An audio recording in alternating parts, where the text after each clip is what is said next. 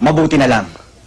Sinunod ko ang payo ng aking mga magulang na huwag ako masyado mag-iinom ng kape dahil masama sa aking kutis. Disin sana hindi ganito ang aking kutis. Kutis porcelana!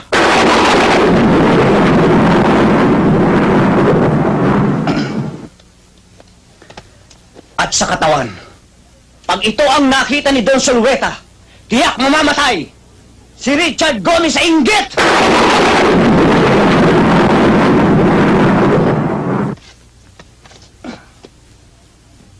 At kapag naka-profile, anong sinabi ni Gabi Concepcion? Kaya please lang, huwag kang masyado magdidikit sa babae at baka mapikot ka. Dahil sa totoo lang, ikaw ang pinakamagandang lalaki sa balat ng lupa. Hayop ka talaga! Ang ganda mong lalaki!